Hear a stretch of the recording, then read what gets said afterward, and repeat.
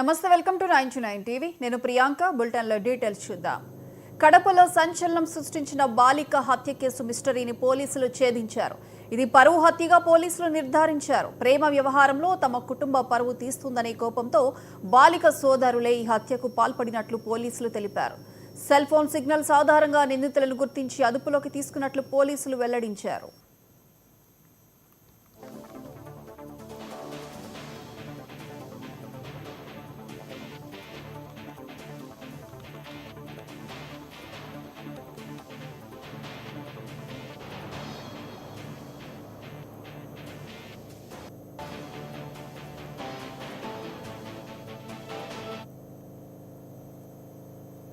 కడపలో సంచలనం సృష్టించిన బాలిక హత్య కేసు మిస్టరీని పోలీసులు ఛేదించారు. ఇది పరువు హత్యగా పోలీసులు నిర్ధారించారు.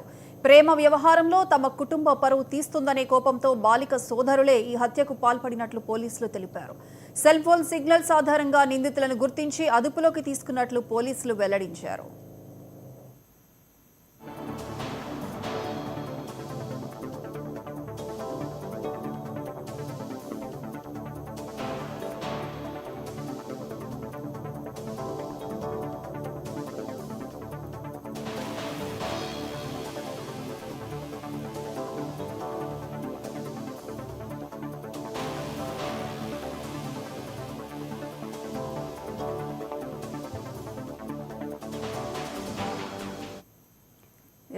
ఈ ఘటనకు సంబంధించి పూర్తి అప్డేట్స్ మా ప్రతినిధి రాజు ఫోన్ లైన్ అందిస్తారు. రాజు. Priyanka, good evening Priyanka.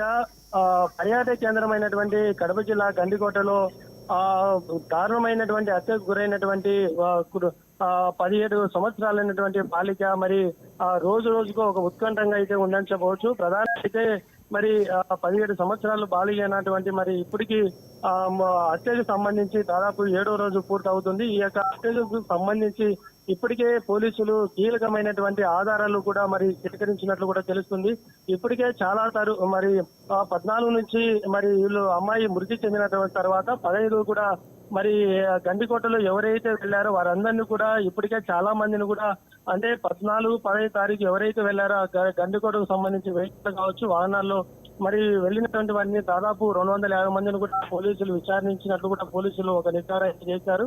అయితే ప్రధానంగా కూడా ఇక్కడ కుటుంబ సభ్యులు వరుసగా అనేటువంటి ప్రధానంగా మరి బ్రహ్మయ్య అనేటువంటి సొంత అన్న అమ్మాయికి మరి సురేంద్ర మరి కొండయ్య అనేటువంటి కూడా పెదనాయనగా ఉన్నాడు. సురేంద్ర అనేటువంటి వ్యక్తి పెద్దమ్మ కొడుకుగా ఉంటున్నాడు.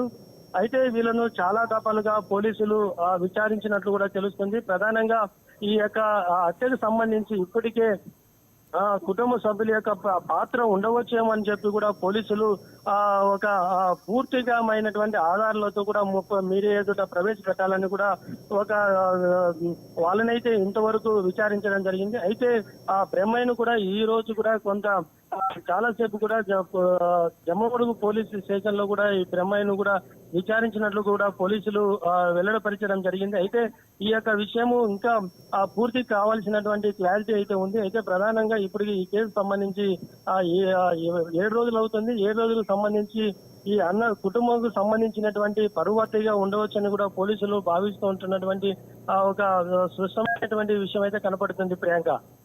Right Raju, thank you.